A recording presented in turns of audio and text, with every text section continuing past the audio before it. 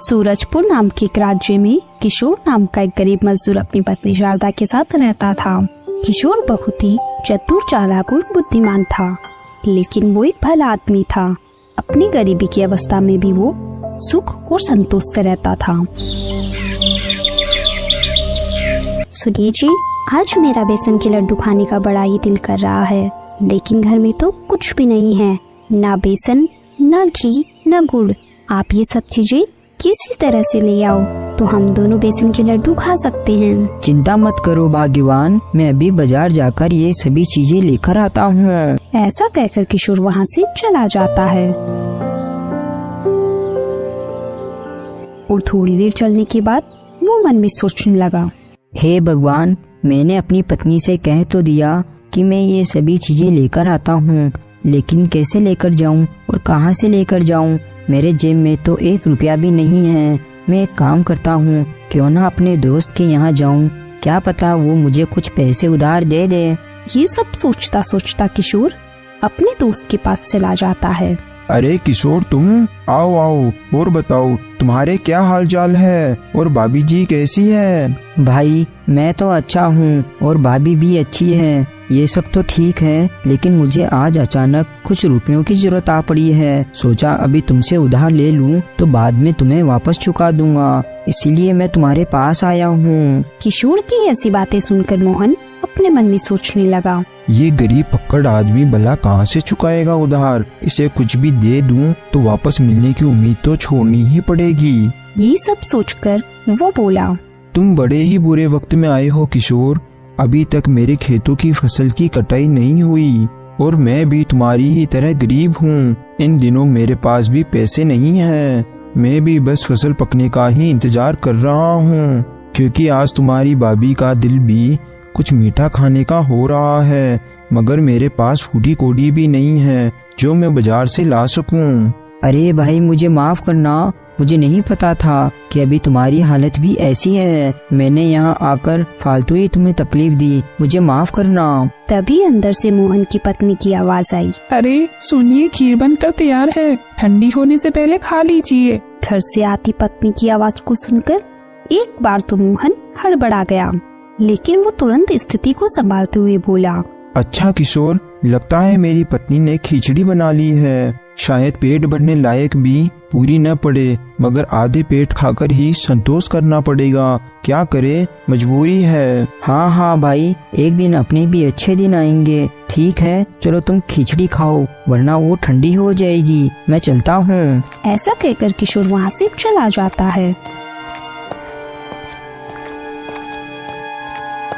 और वहाँ से थोड़ा आगे जाने के बाद वो अपने मन में सोचता है, मोहन मुझे कुछ भी देना नहीं चाहता था, इसलिए कुछ न होने का वो दिखावा कर रहा था। उसके घर से मीठी मीठी खुशबू भी आ रही थी, जरूर उसकी पत्नी ने खीर बनाई थी।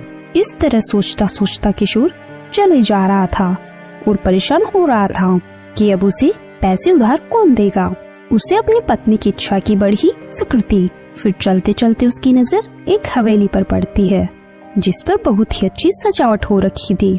पास से गुजर रहे आदमी को रोककर किशोर ने उससे पूछा, क्यों भाई, ये किसका घर है और आज यहाँ इतनी सजावट क्यों हो रखी है? अरे तुम्हें नहीं पता, ये इस नगर के ठाकुर साहब की हवेली है। उनके यहाँ उनके लड़के की सगाई हुई है, इसीलिए वो भंडारा कर रहे हैं और घर में सुख शांति के लिए पूजा का आयोजन रखा है। पिछले 3 दिन से पूजा पाठ हो रही है। कल पूजा पाठ खत्म हो जाएगी और कल पूरे गांव की दावत है। चलो ठीक है भाई, मुझे खेतों में जाना है, मैं चलता हूँ। यहाँ भंडारा तो कल है, लेकिन मेरी पत्नी की इच्छा तो आज बेसन के लड्डू खाने की है। क्या करूँ, कुछ तो सोचना ही पड़ेगा। फिर किशोर अपने मन में कोई तरकीब सोचने लगा। कुछ ही देर में उसके मन में एक उपाय आया और वो बहुत खुश हो गया और वो वहाँ से चल पड़ा और सीधे बाजार में चला गया।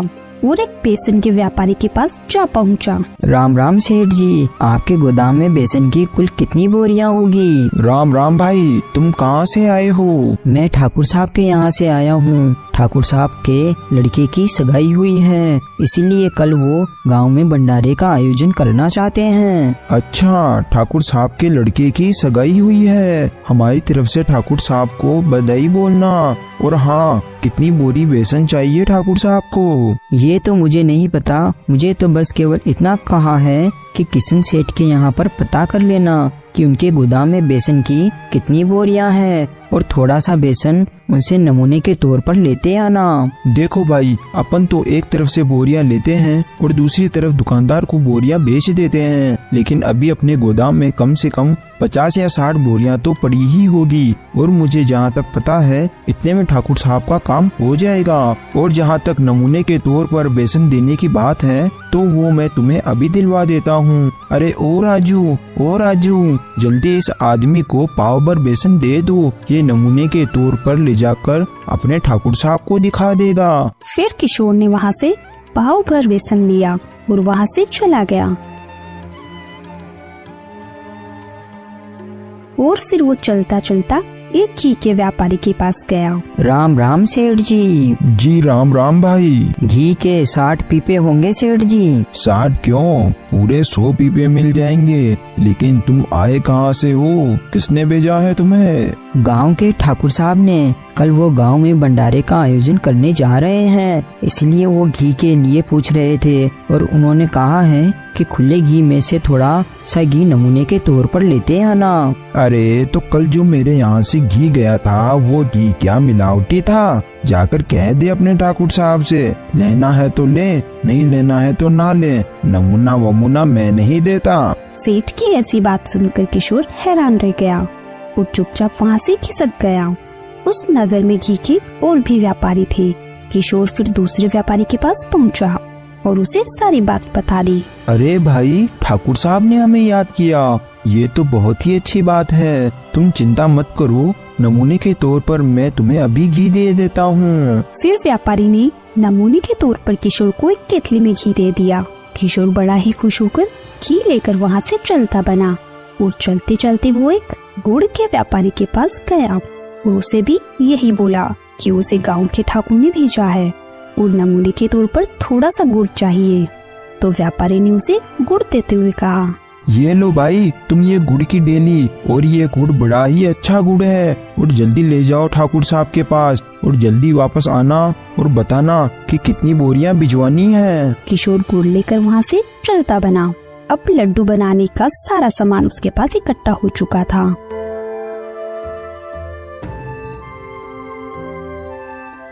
फिर शाम होने तक वो अपने घर पहुँच गया और अपनी पत्नी को सारा सामान दे दिया। अरे, आप तो सारा सामान ले आए। मैं तो सोच रही थी कि मेरे मन की बात मेरे मन में ही रह जाएगी, लेकिन आप तो सारा सामान ले आए। चलिए, अब मैं जल्दी से लड्डू बना देती हूँ और आप हाथ पैर धोकर आ जाइए। फिर शारदा ने कुछ ही देर में लड्डू बनाकर तैयार कर दिए।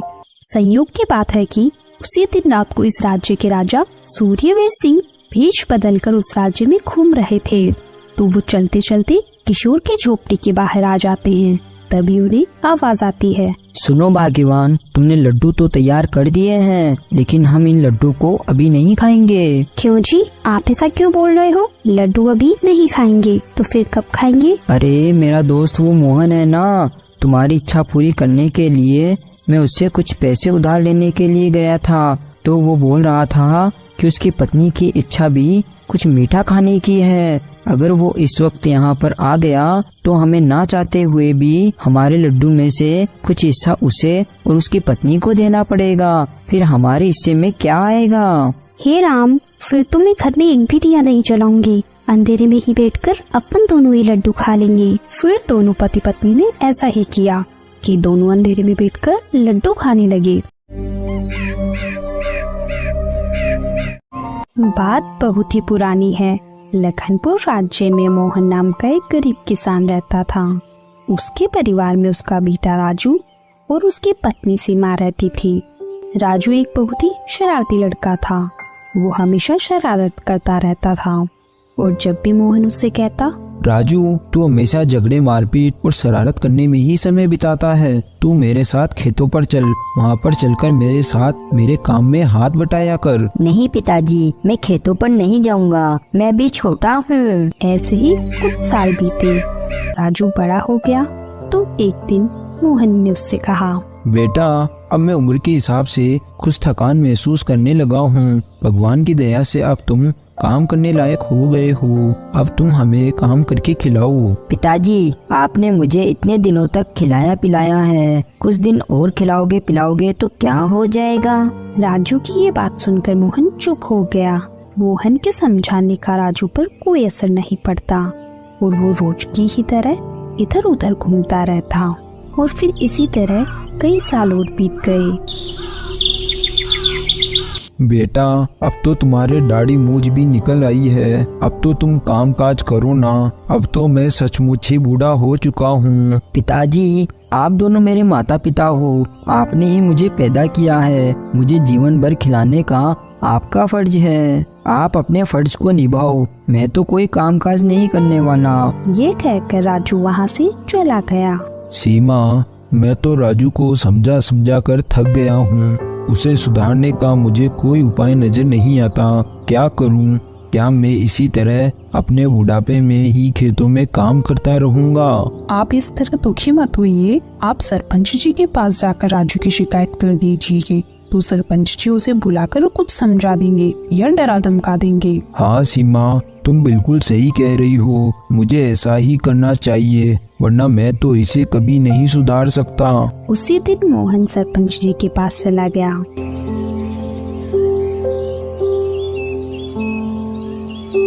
सरपंच जी, मैं बहुत ही बड़ी मुसीबत में हूँ। अब आप ही मुझे उस मुसीबत से बचा सकते हैं। कहो मोहन, तुम्हें क्या परेशानी है? सरपंच जी, मेरा एक ही बेटा है राजू, इस आस के साथ कि वो बुढ़ापे में मेरा सहारा बनेगा। मैंने उसे बड़े ही लाड प्यार से पाला। अब जबकि मैं बूढ़ा हो गया हूँ तो मेरा बेटा राजू मेरा कोई भी काम नहीं करता। वो दिन भर बस अपने दोस्तों के साथ इधर उधर घूमता रहता है और लोगों को शरारत करके परेशान करता रहता है। और जब मैंने उसे समझाया तो वो मुझसे कहता है कि वो जीवन भर कोई काम धाम नहीं करेगा, मुझे उसे जीवन भर काम करके खिलाना पड़ेगा। तुम्हारा बेटा तो बहुत स्वार्थी है, लेकिन कोई बात नहीं, मैं इसे सबक जरूर सिखाऊंगा। रमेश, तुम जाकर इसके बेटे राजू को बुलाकर लेकर आओ। फिर सरपंच जी का आदमी जल्दी से गया और राजू को ढूंढकर सरपंच जी के पास ले आया।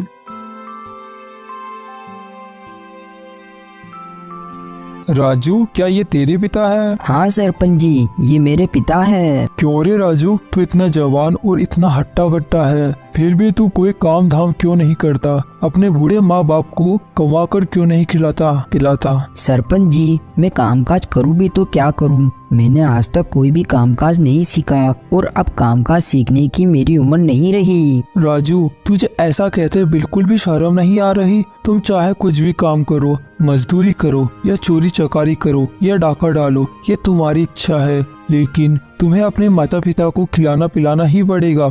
और खबरदार, अगर मुझे फिर से तुम्हारे खिलाफ कोई शिकायत सुनने को मिली तो मैं बिल्कुल भी तुम्हें बख्शूंगा नहीं। सरपंच जी की ये बात सुनकर राजू मन ही मन सोचने लगता है। पिताजी ने सरपंच जी से मेरी शिकायत करके बिल्कुल भी अच्छा नहीं किया। यहाँ सरपंच जी ने मेरी कितनी बेइज्जती कर दी। फिर राजू और मोहन अपने घर आ जाते हैं। फिर अगले दिन सुबह होने पर,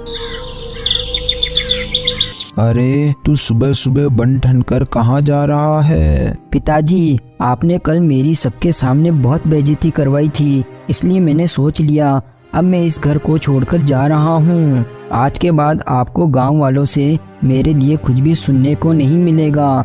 ठीक है पिताजी, अब मैं जा रहा हूँ। अब मैं आपको तभी मेरी शक्ल दिखाऊंगा जब मैं कुछ बन जाऊंगा।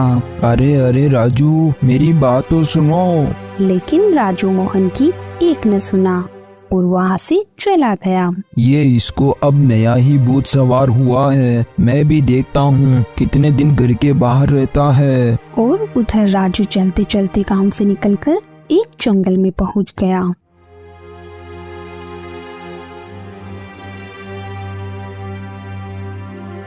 उसे डर लगने लगा। हे राम, मैं ये कहाँ आ गया? मुझे तो यहाँ केवल दूर दूर तक जंगल ही दिखाई दे रहा है और यहाँ जरूर जंगली जानवर भी रहते होंगे। मैं तो घर से ये सोचकर निकला था कि अब मैं कुछ बनकर ही पिताजी को अपनी शक्ल दिखाऊंगा, लेकिन अब मैं यहाँ आ ही गया हूँ तो आगे चलता हूँ, क्या पता मेरी फूटी किस्मत चमक जाए। ऐसा सोचकर राजू आगे बढ़ गया।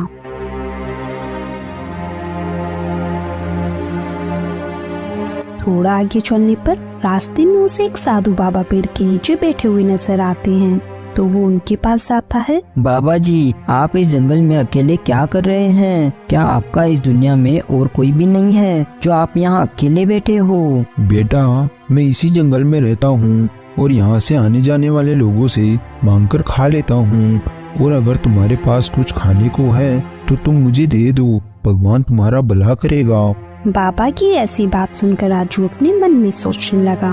मेरे पास तो काफी खाना पड़ा है, यदि मैं इस बाबा को थोड़ा सा खाना दे दूंगा तो इनका पेट भी बढ़ जाएगा और खाना खराब होने से भी बच जाएगा। ठीक है बाबा, यदि आपको खाना खिलाने में मेरा भला हो सकता है तो मैं जरूर आपको कुछ खाने को दूंगा। भगवान तुम्हारा भला करे। ऐसा कहकर बाबा खाना खाने लगते हैं और राजू अपने मन में सोचता है, चलो, जिंदगी में पहली बार मेरे हाथों कोई अच्छा काम हुआ, वरना आज तक तो लोग मुझे शरारती ही कहा करते थे। खाना खाने के बाद बाबा राजू से कहते हैं, मैं तुम्हारे व्यवहार से बहुत खुश हुआ बेटा, अब तुम मांगो, तुम्हें क्या मांगना है? अरे बाबा, आप ये क्या बोल रहे हो? आप इस उम्र में क्या मेरे साथ मजाक कर रहे हो? आपको देखकर ऐसा लगता नहीं है कि आपके पास मुझे देने के लिए कुछ होगा। बेटा, तुम मेरे हाल पर मत जाओ, तुम बस अपनी इच्छा बताओ। यदि ऐसी बात है बाबा, तो आप मुझे जो भी आपके पास कीमती वस्तु है वो मुझे दे दीजिए। फिर बाबा ने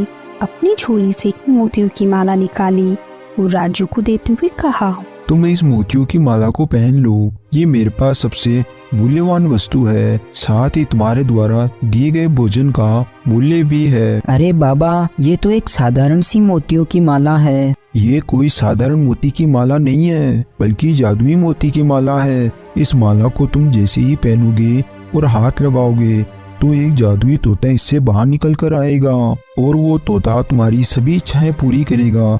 लेकिन एक बात का ध्यान रखना, जब तक ये माला तुम्हारे पास रहेगी वो तोता जब तक ही तुम्हारा गुलाम रहेगा। वाह, फिर तो मैं सबको दिखा दूंगा कि राजू मूर्ख या शरारती नहीं, बल्कि दुनिया में सबसे लायक और सुशील और महान इंसान है। फिर राजू वो माला पहनकर आगे बढ़ जाता है और थोड़ी दूर चलने के बाद, ये माला क्या वाकई में एक जादुई माला है? क्यों ना मैं एक बार इसे आजमा कर देखूं, कहीं बाबा ने मुझे मूर्ख तो नहीं बनाया। फिर राजू रुककर उस माला पर हाथ रखता है, तभी वहाँ एक तोता प्रकट हो जाता है। मैं तोता, क्या हुक्म है मालिक आपका? प्यारे तोते, मुझे बहुत जोर से भूख लग रही है, तो तुम मेरे लिए स्वादिष्ट भोजन और जल लेकर आओ। जैसी इच्छा मालिक आपकी। इतना कहकर तोता अपने जादू से स्वादिष्ट पकवान की एक थाली प्रकट कर देता है। भोजन हाजिर है मेरे मालिक। कमाल है, इतना स्वादिष्ट खाना तुम मेरे लिए लेकर आए हो। अब तो इसे खाकर मजा ही आ जाएगा, क्योंकि कई सालों बाद मुझे इतना स्वादिष्ट खाना खाने को मिला है।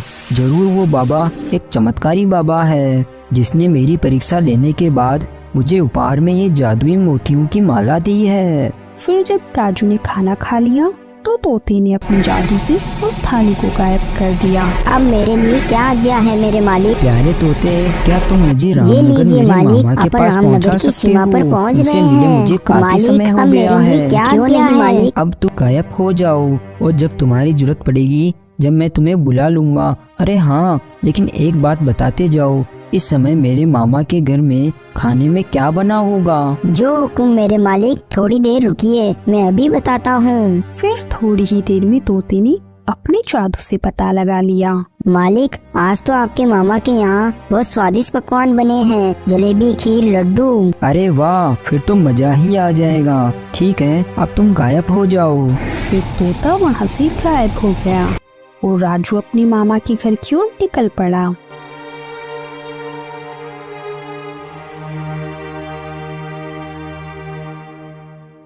प्रणाम मामा जी। सदा सुखी रहो राजू बेटा। लेकिन बेटा आज तुम्हारा अचानक यहाँ आना कैसे हुआ? तुम्हारी माँ तो ठीक है ना? सब ठीक ठाक है मामा जी, माँ भी बिल्कुल सही है। बहुत महीने हो गए थे आपकी तरफ से ना कोई खत मिला था और ना ही कोई संदेश, इसीलिए माँ ने मुझे आपके हालचाल पता करने के लिए भेजा है। बहुत अच्छा किया बेटा जो तुम यहाँ आ गए। तुम्हारी मामी भी तुम्हें देखकर यहाँ बहुत खुश होगी। रुको मैं भी तुम्हारी मामी को बुलाता हूँ। अरे ओ अनीता, कहाँ हो? जरा यहाँ आओ। तभी वहाँ अनीता आ जाती है और फिर वो सभी लोग आपस में थोड़ी देर बातें करते हैं। अरे मामी जी, जो आपने इतने स्वादिष्ट पकवान बनाए हैं, खीर जलेबी, वो तो मुझे खिलाओ। राजू, तुम्हें कैसे पता चला कि आज मैंने खीर जलेबी बनाई है? क्या तुमने कोई ज्योतिष विद्या सीखी है क्या? हाँ मामी जी, मुझसे खेती का काम नहीं होता, इसलिए मैंने ज्योतिष विद्या सीखी है। मैं अपनी ज्योतिष विद्या के बल पर कुछ भी बात बता सकता हूँ। मैं किसी भी खोई हुई चीज का पता भी बता सकता हूँ, हर प्रश्न का उत्तर दे सकता हूँ। अरे वाह राजू, तुमने तो ये बहुत ही अच्छा काम किया है और हम तो वही किसान के किसान और अनपढ़ ही रह गए। मामा की ऐसी बात सुनकर राजू बहुत खुश हो गया। अरे मामा, आप चिंता मत करो, अब जब मैं यहाँ आ ही गया हूँ तो मैं आपको भी कुछ बनाकर ही वापस जाऊँगा। देखना जब आप अपने दोनों हाथों से किस तरह धन को बटोरोगे। राजू, क्या तुम बिल्कुल सच कह रहे हो? मामी जी, अब मुझे खाना खिला दो, अब मुझे बड़ी जोरों की भूख लग रही है। हाँ हाँ राजू, तुम जल्दी से हाथ पैर धोकर आ जाओ, मैं अभी तुम्हारे लिए खाना लगा देती हूँ। फिर दूसरे दिन से ही राजू की मामी अनीता गांव में जहाँ कहीं भी जाती वहाँ मुफ्त में ही राजू की ज्योतिष विद्या का विज्ञापन कर देती। ये बात सुनकर गांव की एक औरत बोली, मैं कल ही तुम्हारे घर आऊंगी। यदि राजू की पता हुई बात से मेरी अंगूठी मिल गई तो मैं उसको अपने घर भोजन पर बुलाऊंगी। हाँ हाँ बहन, जरूर आना, हमारा राजू तुम्हारी खोई हुई अंगूठी का पता जरूर बता देगा। फिर अगले दिन जब वो औरत अनीता के घर पहुंची तो राजू उसकी सारी बात सुनकर बोला, आप चिंता ना कीजिए चाची जी, और आप सब बाहर जाकर बैठो, मैं भी आपको आपकी अंगूठी के बारे में पता करके बताता हूँ। बहुत अच्छा राजू, हम अभी बाहर चले जाते हैं। मामी और उस औरत के कमरे से बाहर जाने के बाद राजू ने अपने मोतियों की माला पर हाथ रखा। वो जादुई तोता को बुलाया और उसे सारी बात बता दी। तो उस जादुई तोते ने अपनी जादुई शक्ति से उस औरत की अंगूठी के बारे में पता करके राजू को बता दिया और वहाँ से गायब हो गया। तो राजू ने उस औरत को अंदर बुलाया। सुनो चाची जी, आपकी अंगूठी चोरी नहीं हुई है, बल्कि आपकी गाय उस अंगूठी को चारे के साथ खा गई है। आप उसे बहुत सारा चारा खिलाइए तो गोबर के साथ ही आपकी अंगूठी बाहर आ जाएगी। उस औरत ने घर जाकर अपनी गाय को बहुत सारा चारा खिलाया। खा खा गोरी, तू बहुत सारा चारा खा। फिर अगले दिन जब गाय ने गोबर किया तो उस गोबर में वो अंगूठी मिल गई। अरे वाह वाह, मिल गई मेरी कीमती अंगूठी। इस तरह रामनगर और उसके आसपास के गांव में राजू पंडित की चर्चा होने लगी। अरे भाई, मेरी बकरी नहीं मिल रही, क्या करूं? मुझे कुछ समझ नहीं आ रहा। अरे तुम अपने गांव के राजू पंडित के पास चले जाओ तो तुम्हें वो बकरी क्या उसके पूरे खानदान का पता चल जाएगा। फिर वो आदमी राजू के पास पहुंचा। राजू, मेरी बकरी खो गई है, क्या तुम मेरी बकरी का पता बता सकते हो? तो फिर राजू ने उसे बाहर भेज दिया और अपनी जादुई तोता की मदद से उसकी बकरी का पता लगा लिया। तुम्हारी बकरी तुम्हारा बेटा ही चुराकर रतनगढ़ के मेले में बेचने के लिए चला गया है। क्या उस नालायक की इतनी हिम्मत हो गई? मैं अभी जाकर उसे ठीक करता हूँ। राजू इसी तरह महान बनता चला गया। हर प्रश्न का उत्तर जो जादुई तोता बताता और नाम राजू का हो जाता। कुछ ही महीने में मामा का साधारण सा घर एक बड़ा सा घर बन गया। फिर ऐसे ही कुछ साल बीत गए। सुनते हो, मैं सोच रही हूँ अपने राजू की शादी करा दे तो अच्छा होगा। वैसे भी राजू के लिए बहुत से रिश्ते हमारे पास आ चुके हैं। तुम बिल्कुल सही सोच रही हो। अपने गांव के सेठ मनीराम जी का प्रस्ताव मान लूं। उनकी बेटी बहुत ही सुंदर और सुशील है। तो फिर आप शुभ काम में देरी मत कीजिए। ठीक है, तो फिर मैं आज ही सेठ जी को यहाँ बुला लेता हूँ। फिर शाम होने पर सेठ जी राजू के मामा के यहाँ आ गए और खुशी खुशी अपनी बेटी का विवाह तय कर दिया। अब मुझे आज्ञा दीजिए भाई, मैं चलता हूँ और जाकर अपने गांव के पंडित से विवाह का शुभ मुहूर्त निकलवा लेता हूँ। ठीक है सेठ जी। विवाह तिथि तय होने के बाद राजू के मामा ने अपने नौकर को राजू के घर भेज दिया। नौकर राजू के जाकर राजू के पिताजी से बोला, राजू भैया का विवाह हमारे गांव के सेठ मनीराम जी की बेटी के साथ तय हो गया है। राजू के मामा जी ने मुझे आपको लेने के लिए भेजा है, आप इसी समय मेरे साथ चलिए। नहीं नहीं, मैं उस नालायक के विवाह पर हरगिज नहीं जाऊंगा। तुम अपने मालिक से कहना कि वो जो उचित समझे वो करे। नौकर के बहुत समझाने पर भी कि अब राजू बहुत महान बन गया, फिर भी राजू के पिता वहाँ शादी में जाने के लिए तैयार नहीं होते, तो वो नौकर वापस रामनगर लौट गया और बिना पिता की मौजूदगी में ही राजू का विवाह बड़ी ही धूमधाम से करा दिया गया।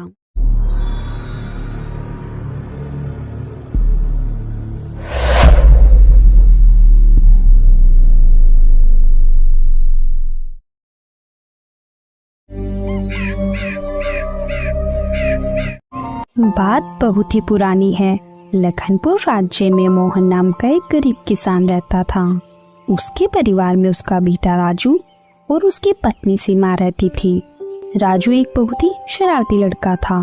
वो हमेशा शरारत करता रहता था और जब भी मोहन उससे कहता, राजू तू हमेशा झगड़े मारपीट और शरारत करने में ही समय बिताता है। तू मेरे साथ खेतों पर चल, वहाँ पर चलकर मेरे साथ मेरे काम में हाथ बटाया कर। नहीं पिताजी, मैं खेतों पर नहीं जाऊंगा, मैं भी छोटा हूँ। ऐसे ही कुछ साल बीते।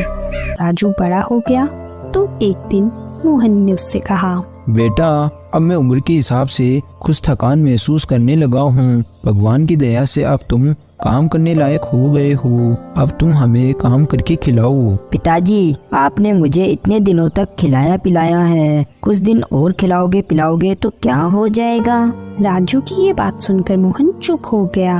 मोहन के समझाने का राजू पर कोई असर नहीं पड़ता और वो रोज की ही तरह इधर उधर घूमता रहता और फिर इसी तरह कई साल और बीत गए।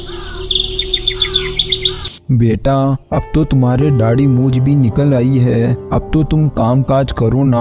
अब तो मैं सचमुच ही बूढ़ा हो चुका हूँ। पिताजी, आप दोनों मेरे माता पिता हो, आपने ही मुझे पैदा किया है, मुझे जीवन भर खिलाने का आपका फर्ज है। आप अपने फर्ज को निभाओ, मैं तो कोई काम काज नहीं करने वाला।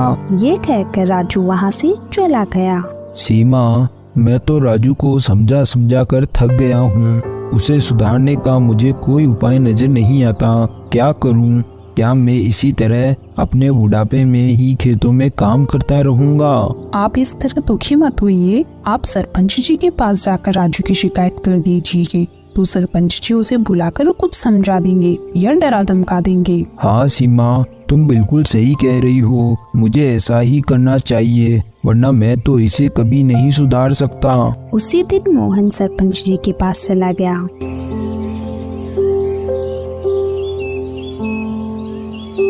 सरपंच जी, मैं बहुत ही बड़ी मुसीबत में हूँ, अब आप ही मुझे उस मुसीबत से बचा सकते हैं। कहो मोहन, तुम्हें क्या परेशानी है? सरपंच जी, मेरा एक ही बेटा है राजू, इस आस के साथ कि वो बुढ़ापे में मेरा सहारा बनेगा। मैंने उसे बड़े ही लाड प्यार से पाला। अब जबकि मैं बूढ़ा हो गया हूँ तो मेरा बेटा राजू मेरा कोई भी काम नहीं करता। वो दिन भर बस अपने दोस्तों के साथ इधर उधर घूमता रहता है और लोगों को शरारत करके परेशान करता रहता है। और जब मैंने उसे समझाया तो वो मुझसे कहता है कि वो जीवन भर कोई काम धाम नहीं करेगा, मुझे उसे जीवन भर काम करके खिलाना पड़ेगा। तुम्हारा बेटा तो बहुत स्वार्थी है, लेकिन कोई बात नहीं, मैं इसे सबक जरूर सिखाऊंगा। रमेश, तुम जाकर इसके बेटे राजू को बुलाकर लेकर आओ। फिर सरपंच जी का आदमी जल्दी से गया और राजू को ढूंढकर सरपंच जी के पास ले आया।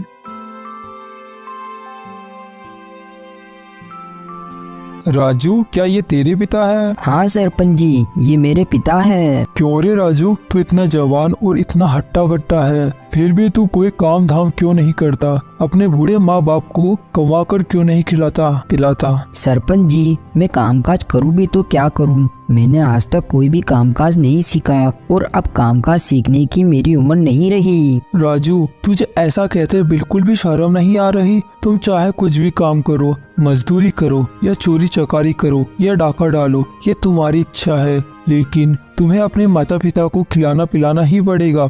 और खबरदार, अगर मुझे फिर से तुम्हारे खिलाफ कोई शिकायत सुनने को मिली तो मैं बिल्कुल भी तुम्हें बख्शूंगा नहीं। सरपंच जी की ये बात सुनकर राजू मन ही मन सोचने लगता है। पिताजी ने सरपंच जी से मेरी शिकायत करके बिल्कुल भी अच्छा नहीं किया। यहाँ सरपंच जी ने मेरी कितनी बेइज्जती कर दी। फिर राजू और मोहन अपने घर आ जाते हैं। फिर अगले दिन सुबह होने पर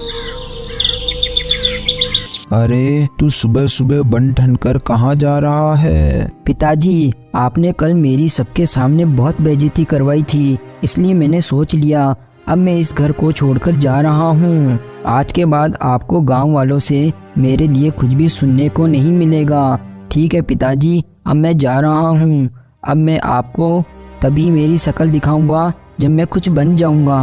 अरे अरे राजू, मेरी बात तो सुनो। लेकिन राजू मोहन की एक न सुना और वहाँ से चला गया। ये इसको अब नया ही भूत सवार हुआ है। मैं भी देखता हूँ कितने दिन घर के बाहर रहता है। और उधर राजू चलते चलते गांव से निकलकर एक जंगल में पहुँच गया।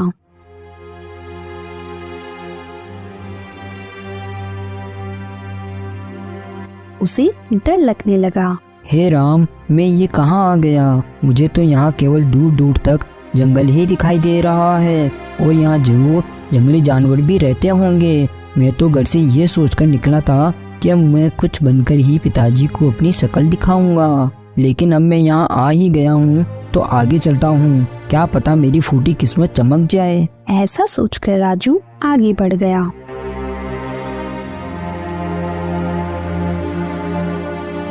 थोड़ा आगे चलने पर रास्ते में उसे एक साधु बाबा पेड़ के नीचे बैठे हुए नजर आते हैं, तो वो उनके पास जाता है। बाबा जी, आप इस जंगल में अकेले क्या कर रहे हैं? क्या आपका इस दुनिया में और कोई भी नहीं है जो आप यहाँ अकेले बैठे हो? बेटा, मैं इसी जंगल में रहता हूँ और यहाँ से आने जाने वाले लोगों से मांगकर खा लेता हूँ, और अगर तुम्हारे पास कुछ खाने को है तो तुम मुझे दे दो, भगवान तुम्हारा भला करेगा। बाबा की ऐसी बात सुनकर राजू अपने मन में सोचने लगा। मेरे पास तो काफी खाना पड़ा है, यदि मैं इस बाबा को थोड़ा सा खाना दे दूंगा तो इनका पेट भी बढ़ जाएगा और खाना खराब होने से भी बच जाएगा। ठीक है बाबा, यदि आपको खाना खिलाने में मेरा भला हो सकता है तो मैं जरूर आपको कुछ खाने को दूंगा। भगवान तुम्हारा भला करे। ऐसा कहकर बाबा खाना खाने लगते हैं और राजू अपने मन में सोचता है, चलो जिंदगी में पहली बार मेरे हाथों कोई अच्छा काम हुआ, वरना आज तक तो लोग मुझे शरारती ही कहा करते थे। खाना खाने के बाद बाबा राजू से कहते हैं, मैं तुम्हारे व्यवहार से बहुत खुश हुआ बेटा, अब तुम मांगो, तुम्हें क्या मांगना है? अरे बाबा, आप ये क्या बोल रहे हो? आप इस उम्र में क्या मेरे साथ मजाक कर रहे हो? आपको देखकर ऐसा लगता नहीं है कि आपके पास मुझे देने के लिए कुछ होगा। बेटा, तुम मेरे हाल पर मत जाओ, तुम बस अपनी इच्छा बताओ। यदि ऐसी बात है बाबा, तो आप मुझे जो भी आपके पास कीमती वस्तु है वो मुझे दे दीजिए। फिर बाबा ने अपनी झोली से एक मोतियों की माला निकाली और राजू को देते हुए कहा, तुम इस मोतियों की माला को पहन लो, ये मेरे पास सबसे मूल्यवान वस्तु है, साथ ही तुम्हारे द्वारा दिए गए भोजन का मूल्य भी है। अरे बाबा, ये तो एक साधारण सी मोतियों की माला है। ये कोई साधारण मोती की माला नहीं है, बल्कि जादुई मोती की माला है। इस माला को तुम जैसे ही पहनोगे और हाथ लगाओगे तो एक जादुई तोता इससे बाहर निकल कर आएगा और वो तोता तुम्हारी सभी इच्छाएं पूरी करेगा। लेकिन एक बात का ध्यान रखना, जब तक ये माला तुम्हारे पास रहेगी वो तोता जब तक ही तुम्हारा गुलाम रहेगा। वाह, फिर तो मैं सबको दिखा दूंगा कि राजू मूर्ख या शरारती नहीं, बल्कि दुनिया में सबसे लायक और सुशील और महान इंसान है। फिर राजू वो माला पहनकर आगे बढ़ जाता है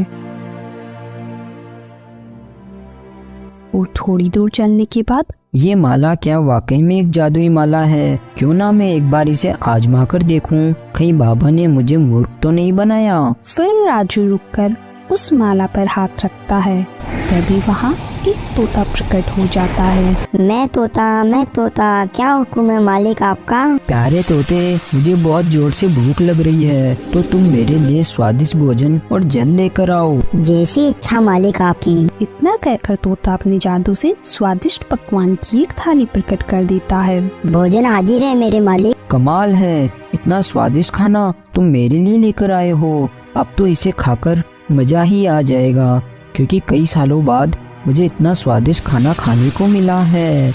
जरूर वो बाबा एक चमत्कारी बाबा है, जिसने मेरी परीक्षा लेने के बाद मुझे उपहार में ये जादुई मोतियों की माला दी है। फिर जब राजू ने खाना खा लिया तो तोते ने अपने जादू से उस थाली को गायब कर दिया। अब मेरे लिए क्या आज्ञा है मेरे मालिक? प्यारे तोते, क्या तुम मुझे ये रामनगर लीजिए मेरे मालिक, मामा के अपन पास रामनगर पहुंचा की सकते सीमा पर हो? पहुंच उनसे रहे मिले हैं। मुझे काफी मालिक, समय हो अब गया मेरे लिए है। क्या क्यों आज्ञा नहीं है मालिक? अब तो गायब हो जाओ, और जब तुम्हारी जरूरत पड़ेगी जब मैं तुम्हें बुला लूंगा। अरे हाँ, लेकिन एक बात बताते जाओ, इस समय मेरे मामा के घर में खाने में क्या बना होगा? जो हुक्म मेरे मालिक। थोड़ी देर रुकिए, मैं अभी बताता हूँ। फिर थोड़ी ही देर में तोते ने अपने जादू से पता लगा लिया। मालिक, आज तो आपके मामा के यहाँ बहुत स्वादिष्ट पकवान बने हैं, जलेबी, खीर, लड्डू। अरे वाह, फिर तो मजा ही आ जाएगा। ठीक है, अब तुम गायब हो जाओ। फिर तोता वहाँ से गायब हो गया और राजू अपने मामा के घर की ओर निकल पड़ा।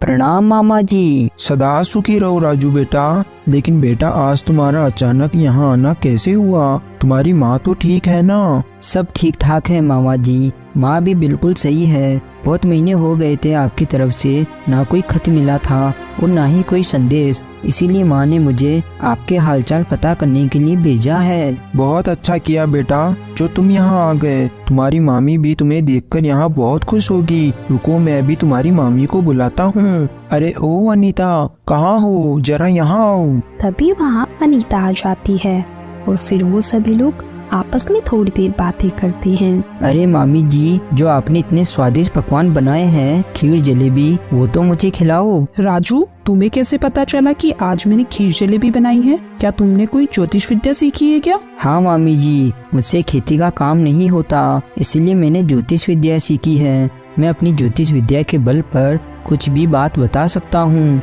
मैं किसी भी खोई हुई चीज का पता भी बता सकता हूँ, हर प्रश्न का उत्तर दे सकता हूँ। अरे वाह राजू, तुमने तो ये बहुत ही अच्छा काम किया है, और हम तो वही किसान के किसान और अनपढ़ ही रह गए। मामा की ऐसी बात सुनकर राजू बहुत खुश हो गया। अरे मामा, आप चिंता मत करो। अब जब मैं यहाँ आ ही गया हूँ तो मैं आपको भी कुछ बनाकर ही वापस जाऊँगा। देखना जब आप अपने दोनों हाथों से किस तरह धन को बटोरोगे। राजू, क्या तुम बिल्कुल सच कह रहे हो? मामी जी, अब मुझे खाना खिला दो, अब मुझे बड़ी जोरों की भूख लग रही है। हाँ हाँ राजू, तुम जल्दी से हाथ पैर धोकर आ जाओ, मैं अभी तुम्हारे लिए खाना लगा देती हूँ। फिर दूसरे दिन से ही राजू की मामी अनीता गांव में जहाँ कहीं भी जाती वहाँ मुफ्त में ही राजू की ज्योतिष विद्या का विज्ञापन कर देती। ये बात सुनकर गांव की एक औरत बोली, मैं कल ही तुम्हारे घर आऊंगी। यदि राजू की पता हुई बात से मेरी अंगूठी मिल गई तो मैं उसको अपने घर भोजन पर बुलाऊंगी। हाँ हाँ बहन, जरूर आना। हमारा राजू तुम्हारी खोई हुई अंगूठी का पता जरूर बता देगा। फिर अगले दिन जब वो औरत अनीता के घर पहुंची तो राजू उसकी सारी बात सुनकर बोला, आप चिंता ना कीजिए चाची जी, और आप सब बाहर जाकर बैठो, मैं भी आपको आपकी अंगूठी के बारे में पता करके बताता हूँ। बहुत अच्छा राजू, हम अभी बाहर चले जाते हैं। मामी और उस औरत के कमरे से बाहर जाने के बाद राजू ने अपने मोतियों की माला पर हाथ रखा और जादुई तोता को बुलाया और उसे सारी बात बता दी। तो उस जादुई तोते ने अपनी जादुई शक्ति से उस औरत की अंगूठी के बारे में पता करके राजू को बता दिया और वहाँ से गायब हो गया।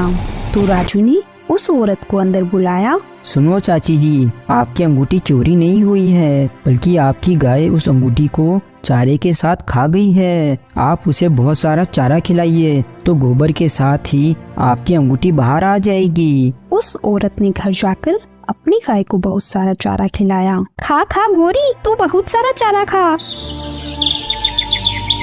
फिर अगले दिन जब गाय ने गोबर किया तो उस गोबर में वो अंगूठी मिल गई। अरे वाह वाह, मिल गई मेरी कीमती अंगूठी। इस तरह रामनगर और उसके आसपास के गांव में राजू पंडित की चर्चा होने लगी। अरे भाई, मेरी बकरी नहीं मिल रही, क्या करूं? मुझे कुछ समझ नहीं आ रहा। अरे तुम अपने गांव के राजू पंडित के पास चले जाओ तो तुम्हें वो बकरी क्या उसके पूरे खानदान का पता चल जाएगा। फिर वो आदमी राजू के पास पहुंचा। राजू, मेरी बकरी खो गई है, क्या तुम मेरी बकरी का पता बता सकते हो? तो फिर राजू ने उसे बाहर भेज दिया और अपने जादुई तोता की मदद से उसकी बकरी का पता लगा लिया। तुम्हारी बकरी तुम्हारा बेटा ही चुराकर रतनगढ़ के मेले में बेचने के लिए चला गया है। क्या उस नालायक की इतनी हिम्मत हो गई? मैं अभी जाकर उसे ठीक करता हूँ। राजू इसी तरह महान बनता चला गया। हर प्रश्न का उत्तर जो जादुई तोता बताता और नाम राजू का हो जाता। कुछ ही महीने में मामा का साधारण सा घर एक बड़ा सा घर बन गया। फिर ऐसे ही कुछ साल बीत गए। सुनते हो, मैं सोच रही हूँ अपने राजू की शादी करा दे तो अच्छा होगा। वैसे भी राजू के लिए बहुत से रिश्ते हमारे पास आ चुके हैं। तुम बिल्कुल सही सोच रही हो। अपने गांव के सेठ मनीराम जी का प्रस्ताव मान लूं। उनकी बेटी बहुत ही सुंदर और सुशील है। तो फिर आप शुभ काम में देरी मत कीजिए। ठीक है, तो फिर मैं आज ही सेठ जी को यहाँ बुला लेता हूँ। फिर शाम होने पर सेठ जी राजू के मामा के यहाँ आ गए और खुशी खुशी अपनी बेटी का विवाह तय कर दिया। अब मुझे आज्ञा दीजिए भाई, मैं चलता हूँ और जाकर अपने गांव के पंडित से विवाह का शुभ मुहूर्त निकलवा लेता हूँ। ठीक है सेठ जी। विवाह तिथि तय होने के बाद राजू के मामा ने अपने नौकर को राजू के घर भेज दिया।